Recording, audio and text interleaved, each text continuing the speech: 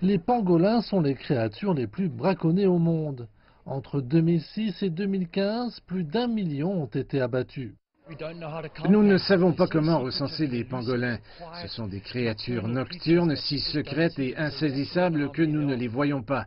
Nous ignorons leur nombre, mais il y a une chose dont nous sommes sûrs, c'est que pour certains d'entre eux, si cela continue, ils auront disparu dans les 20 ou 30 prochaines années.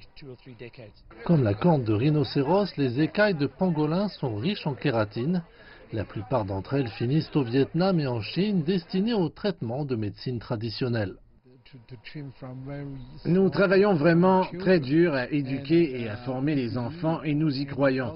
Nous essayons aussi d'obtenir davantage de preuves scientifiques pour prouver que ces soi-disant traditions ne sont pas réelles et que la médecine occidentale alternative est très bonne.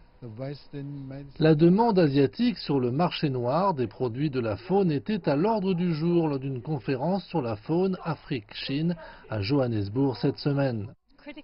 Il est essentiel que nous travaillions ensemble pour lutter contre ce commerce illégal. Je suis étonnée par la collaboration et l'engagement du gouvernement chinois sur ce point.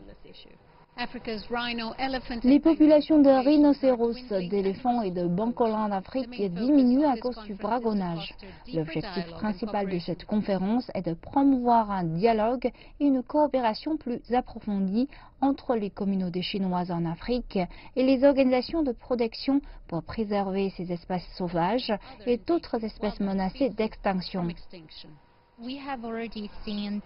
Nous avons déjà constaté une réduction du braconnage des éléphants dans certains pays d'Afrique et c'est le résultat des efforts collectifs des pays consommateurs, parmi lesquels la Chine qui a interdit l'ivoire. La Chine s'est engagée à lutter contre le commerce illégal d'espèces sauvages. Elle a mis en place des lois strictes de protection et anti-braconnage pour ses citoyens dans leur pays et à l'étranger. Quant à savoir si l'effet sera dissuasif, seul le temps le dira.